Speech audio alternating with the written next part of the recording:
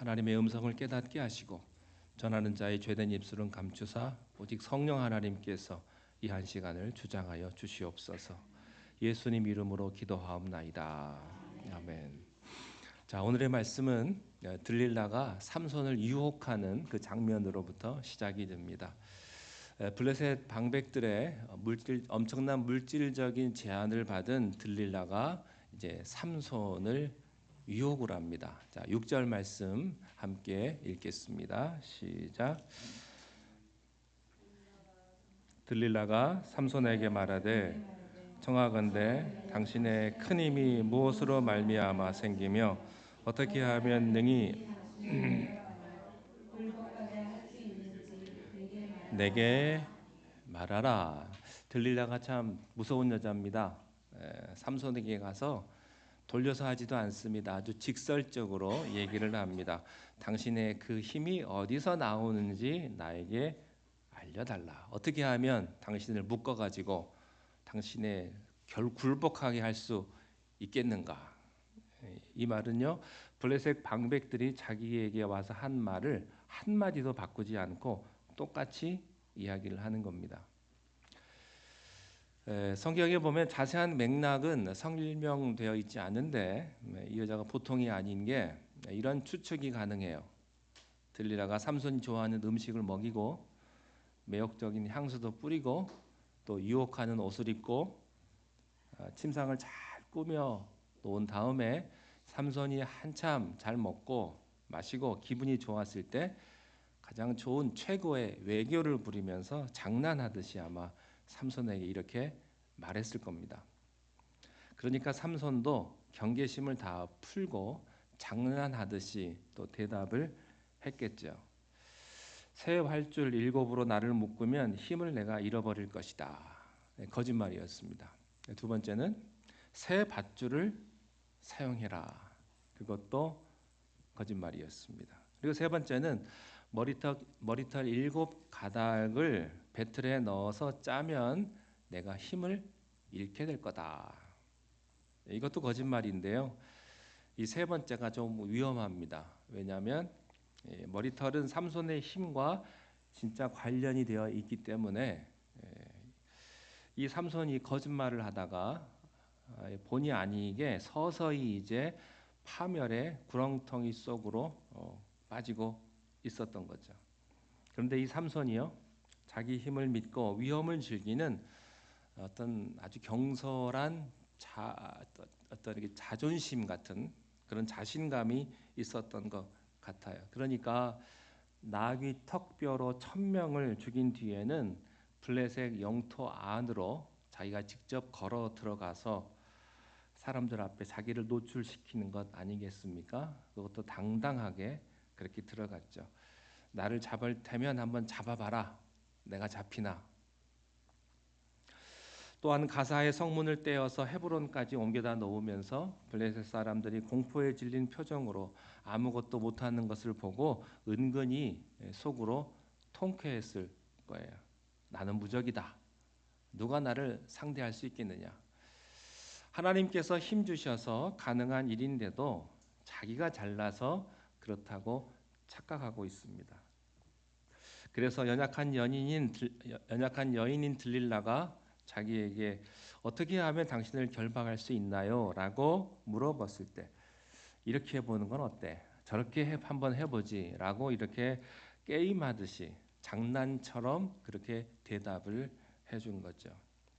그 경박한 자신감으로 인해서 자기에게 다가오고 있는 적의 무서운 덫을 전혀 눈치채지 못하고 있었던 겁니다.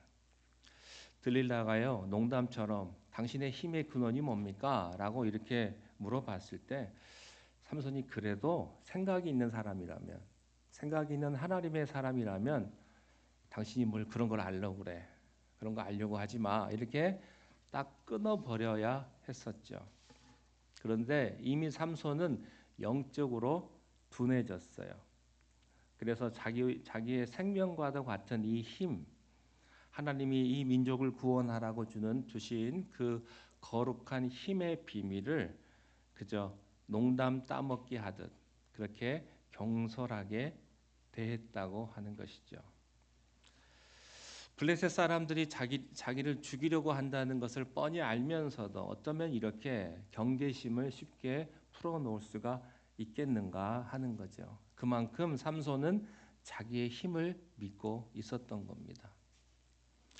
이때까지도 수많은 위기들이 있었지만 그때마다 하나님께서 힘을 주셔서 빠져나온 그 기억들이 오히려 삼손을 오만하게 만들었던 겁니다.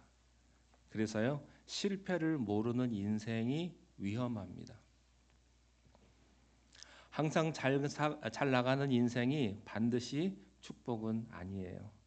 때로는 실패를 경험하는 순간이 있어야 축복의 의미를 깨닫습니다.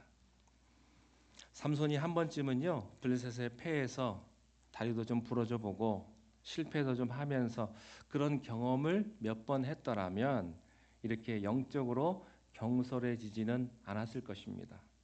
그랬다면 점점 다가올 그 끔찍한 재앙을 막을 수 있었을지도 모르죠.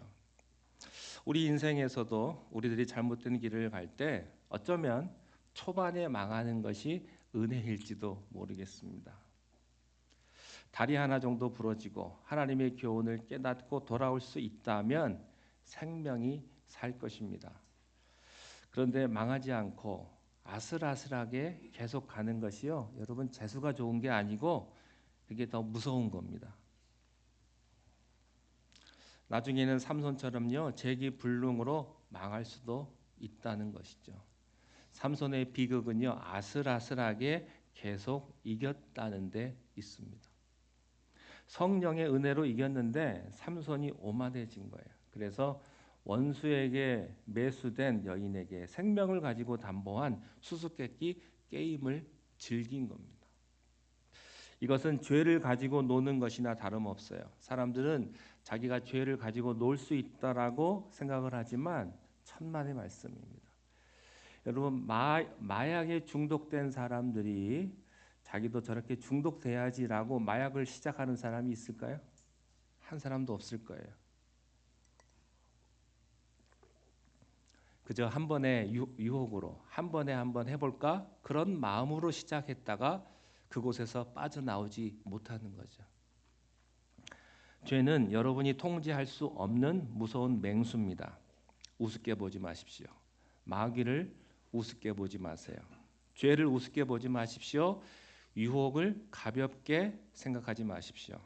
처음부터 경계하고 끊어버려야 합니다. 삼손은요, 죄를 경계하지 않았습니다. 죄가 주는 쾌락을 즐겼습니다. 그러다 보니까 죄의 값은 사망이라는 의미를 잊어버렸어요.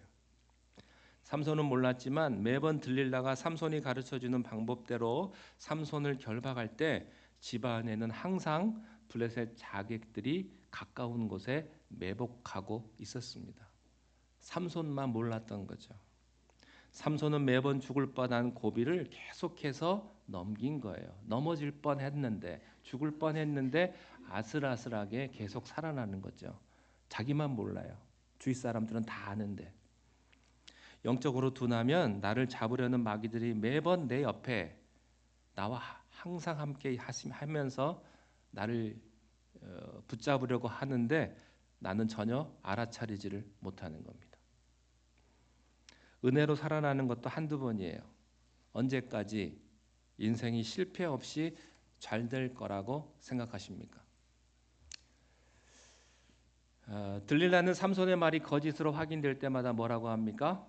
당신이 나를 희롱하는 겁니까? 지금 장난하는 겁니까? 예? 자기에게 거짓말을 했다고요? 오히려 삼손에게 야단을 칩니다. 예. 정말 이 여자 뻔뻔해요. 자기가 삼손을 희롱하고 삼손을 죽이기 위해서 속이고 있으면서 반대로 이렇게 나와요. 그런데요, 마귀가 들릴라와도 같습니다. 마귀가 우리를 공격할 때는요, 어떤 패턴이 분명하게 있어요.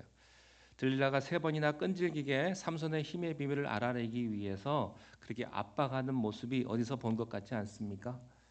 예전에 딥나에서요, 블레셋의 아내가 사자 시체에서 발견된 그 꿀에 관한 수수께끼 그 답을 찾기 위해서 날마다 삼손을 압박하는 그 패턴과 똑같아요. 그때도 삼손이 무너졌죠.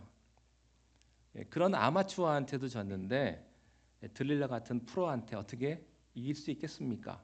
더 강한 적인데. 마귀는요, 다양한 방법으로 여러분들을 공격하지 않습니다. 이미 전략은 노출되어 있어요. 마귀가 어디로 옵니까? 여러분의 약점으로 옵니다. 그 약점은 노출되어 있는 거예요. 누구나 다 알아요. 여러분도 알고 여러분 주변도 알아요. 그런데 그것을 통해서 계속해서 우리는 넘어지고 실패하고 좌절하는 것이죠. 사탄은 그 부분을 더 세게 공격할 것입니다. 나귀 턱뼈로 1000명을 죽인 천하장사 삼손이었지만 여인의 유혹에는 약했습니다. 그래서 삼손을 무너뜨리는 방법은요, 창칼이 아니라 여인의 유혹이었다는 것을 블레셋은 알았어요. 그래서 작전을 바꿨는데 삼손만 모르고 있습니다. 여러분 어떻습니까?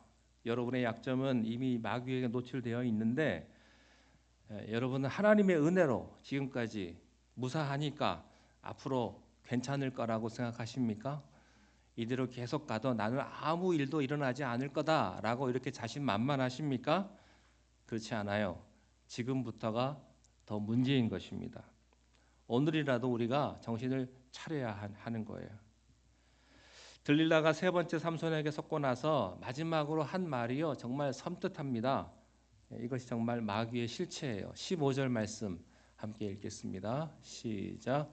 들릴라가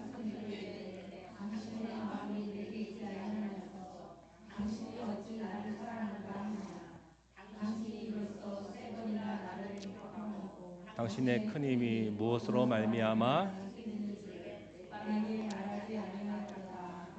들릴라가 원하는 게 뭐예요? 당신의 마음을 달라는 거예요. 마음.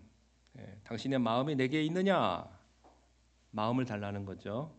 무서운 말이에요. 여러분, 마음은 육체의 뿌리죠. 여러분, 아무에게나 마음 주지 마십시오. 상처받습니다. 하나님께서 우리에게 어떤 사랑을 원하셨습니까? 내 마음을 다하고 뜻을 다하고 힘을 다하여 주 너의 하나님을 사랑하라 하셨습니다. 여러분, 돈 몇 푼 좀 떼먹을 수 있어요. 괜찮아요. 잃어버릴 수 있어요. 근데 여러분 마음을 뺏기면요, 그 상처는 평생 가는 거예요. 그 아픔은. 마음 함부로 주지 마십시오. 특별히 여러분을 유혹하는 사람에게 여러분 마음 주지 마십시오. 마귀는 하나님이 원하는 것을 달라고 합니다. 하나님만 받으실 수 있는 우리의 마음을 들리려는 자기에게 달라고 하는 거예요. 마귀는 하나님이 받으셔야 될 예배를 원했고 하나님이 받으셔야 될 우리의 마음을 원하는 거죠. 여러분의 마음을 누구에게 주느냐에 따라서 앞으로 여러분의 운명이 결정될 거예요. 하나님께 나의 마음을 드리면 하나님께서 여러분을 축복하시고 치유하시고 용서하시고 지키시고 인도하실 것입니다. 그런데 마귀에게 마음을 주면 어떻게 됩니까? 삼손처럼요, 두 눈이 뽑히고 비참하게 될 것입니다. 하나님의 사람이라고 하면서 이 세상의 유혹에 넘어가서 들릴라와 같은 마귀에게 마음을 줬다가 삼손처럼 두 눈 뽑히고 비참해진 경우가 참 많습니다. 혹시 여러분 중에 그런 분이 계시다면 지금이라도 늦지 않습니다. 회개하고 하나님께 돌아오시기를 바랍니다. 죄에 빠져 마귀에게 마음을 주고 깨어져 버린 여러분의 그 부서지고 상한 심령을 우리 하나님께서 치료하실 거예요. 회복시켜 주실 것입니다. 자, 16절 말씀 함께 읽겠습니다. 시작.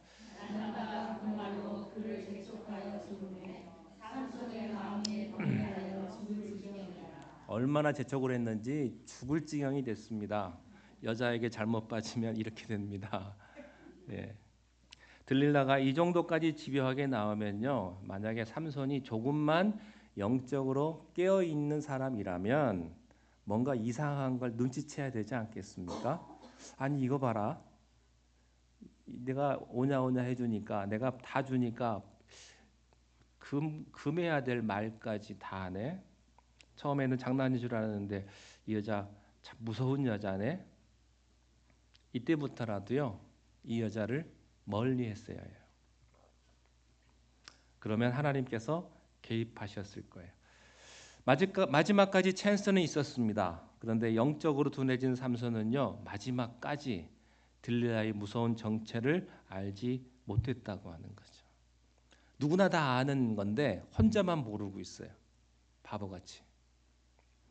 딥나의 여인 때와 같이 들릴라의 유혹에 삼손이 처음부터 바로 넘어가지는 않았죠. 3번이나 왔으니까. 그래도 삼손은요 버틸 만큼 버틴 거예요. 여러분 그렇지만 우리들의 인간적인 의지와 노력으로는 마귀의 유혹을 이길 수가 없다는 사실입니다. 들릴라의 집요함은요 삼손의 버팀보다 훨씬 더 강했습니다. 여러분보다 마귀가 더 강해요. 여러분이 마귀를 못 이깁니다. 그래서 기도하셔야 돼요. 그래서 기도하라는 거예요. 그래서 하나님이 여러분에게 필요한 거예요. 마귀가 하나님의 사람을 공격할 때, 또 교회를 공격할 때는요 절대 포기하지 않습니다. 얼마나 집요한지 몰라요. 우리의 인간적인 의지나 노력으로는 이 공격을 막을 수가 없어요. 그래서 성경은 우리에게 믿음의 방패를 들라고 하는 거죠.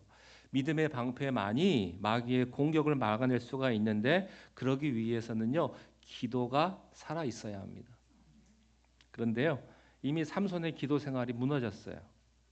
기도하지 않아요. 엔하골에서 처음 일어났던 삼손의 기도가 그 다음에 무너진 거예요. 제가 말씀드렸잖아요. 삼손이 이 긴 성경 구절 가운데 기도를 딱 2번 한다고.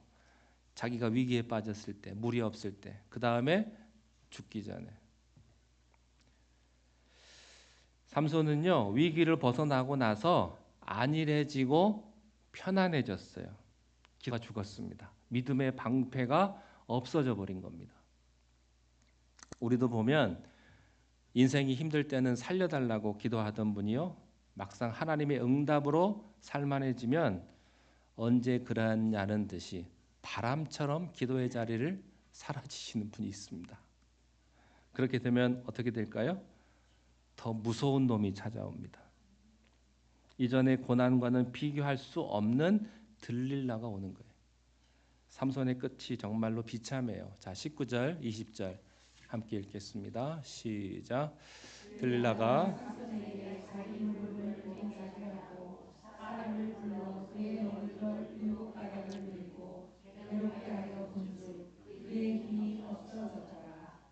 들릴라가 이르되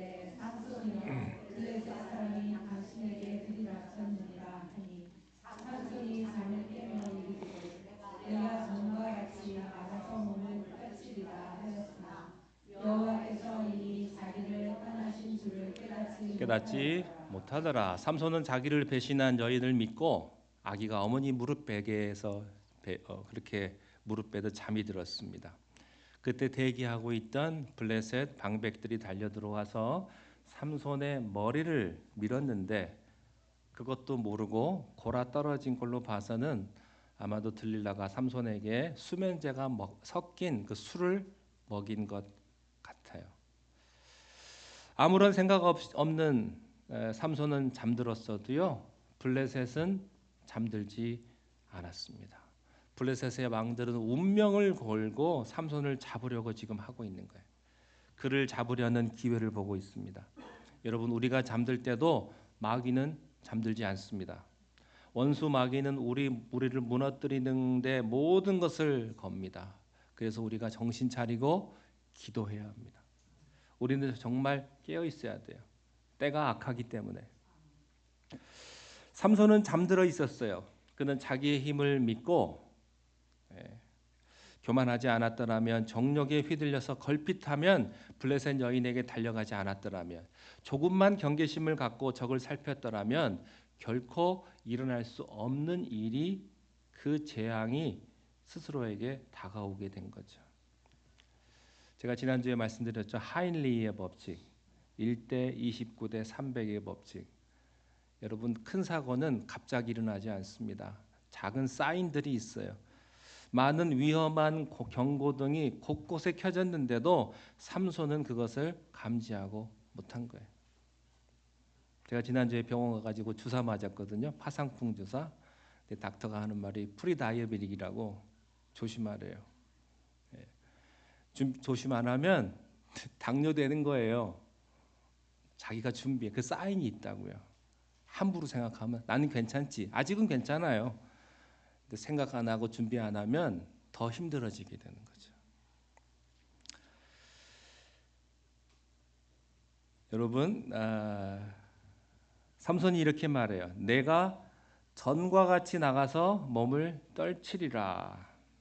자, 그래서 삼손이 잠에서 깨어나서 일어나 힘을 써보는데 이상해요. 이전과 같지 않은 자기의 몸을 힘을 쓸 수 없는 자기 몸임을 자기가 깨닫게 돼요.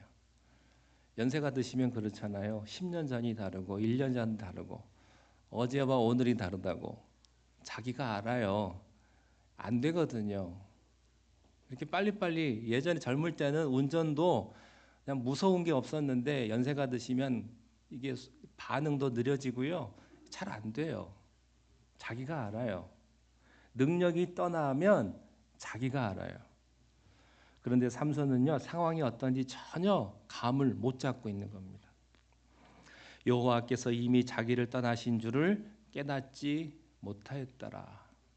많은 사람들이요, 하나님의 임재를 상실했으면서도 정작 본인은 그것을 깨닫지 못하고 있는 거예요.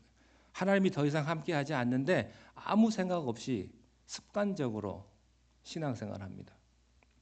자기의 죄악과 교만이 하나님을 떠나게 만들어 버렸는데 그 차가운 기도 생활이 하나님을 떠나게 만들어 버렸는데 하나님이 우리 곁에서 슬프게 쳐다보시는데 우리는 탄식할 줄도 몰라요. 회개도 안 합니다. 은사는 말라버렸고 영혼은 쇠약해져 버렸어요. 찬송 중에 주 떠나가시면 내 생명 어때네 기쁘나 슬프나 늘 계시옵소서. 찬송 있죠. 주 떠나가시면 내 생명 헛돼. 그래요. 주님이 떠나가시면 우리의 생명이 헛되는 거예요. 든 자리는 몰라도 난 자리는 안다고 하지 않습니까? 하나님의 임재가 떠나고 나면 그 빈자리가 얼마나 큰지 그때부터 깨닫게 될 것입니다. 자기가 그토록 인생을 막 사는데도 위기 때마다 하나님께서 하나님의 나라를 위해서 도와주시니까 항상 그러려니 하고 생각을 했어요. 여러분 그거 아셔야 돼요. 여러분 예뻐서 하나님 도와주시는 게 아니에요. 삼손이 예뻐서 하나님 도와주신 게 아니라고요. 삼손에게 주신 어떤 사명이 있기 때문에 그를 도와주시는 거예요. 여러분 예뻐서 도와주시는 것이 아니고 여러분을 통해서 하나님의 일을 시키기 위해서 하나님이 여러분을 축복하시는 거라고요.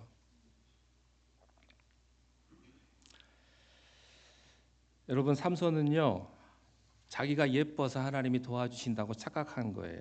블레셋의 압제에서 이스라엘을 구원해 내라고 하나님이 힘주셨는데 본인이 그것을 모르는 겁니다.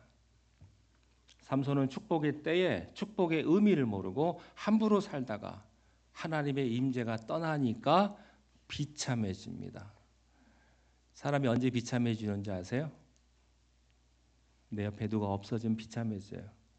그래서 혼자 되신 분은 항상 그러잖아요. 있을 때는 몰랐는데. 특별히 하나님의 임재가 떠나면 여러분 더 비참해집니다. 하나님의 보호막이 걷어진 삼손은 이제 아무것도 할 수가 없어요. Nothing. 아무도 아니에요. 아무것도 아니에요. 21절 보겠습니다. 시작.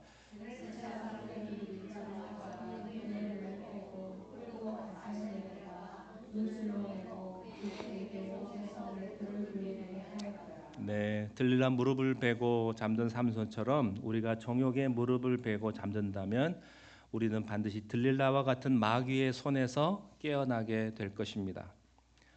블레셋 민족이 참 잔인한 민족이에요. 삼손의 두 눈을 빼버려요. 근데 이 의미가요 굉장히 비장합니다. 삼손에게 있어서 모든 문제는 눈으로부터 시작이 됐어요. 딥나에서도 블레셋 여인의 미모를 눈으로 본 것이 시작이었고요.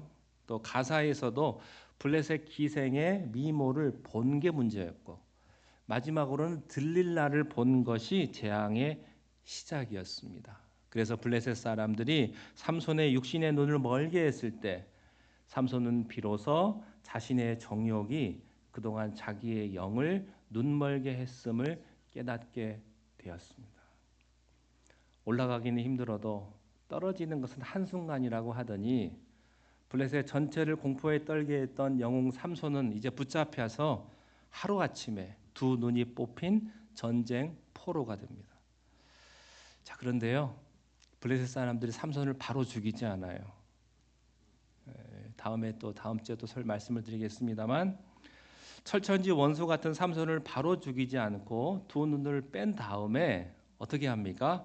소렉 골짜기에서 가사까지 50km나 되는 그 거리를 짐승처럼 포박을 해가지고 끌고 옵니다. 왜 그랬을까요? 블레셋 사람들한테 보여주는 거예요. 그 길을 지나갈 때 50km를 걸어갈 때 얼마나 많은 블레셋 사람들이 침을 뱉고 조롱을 했겠습니까? 성문을 무너뜨렸던 삼손이 지금 짐승처럼 끌려가요. 그리고 맷돌을 돌리는 노예로 전락하고 말았습니다. 사사기 역사상 최초로 사사가 패배합니다. 적에게. 하나님의 사사가 처음으로 적의 포로가 되었습니다. 여러분, 아무리 하나님의 사람이라고 해도 패배할 수 있고 노예가 될 수 있다는 사실이죠. 삼손이 그랬습니다. 죄는 우리를 비참하게 만듭니다. 무기력하게 만드는 거죠. 삼손의 이 비참한 모습을 보면서요, 우리는 울어야 합니다.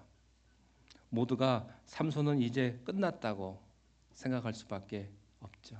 두 눈 뽑히고 뭐 하겠어요? 힘도 없죠. 하지만 이게 더 중요합니다.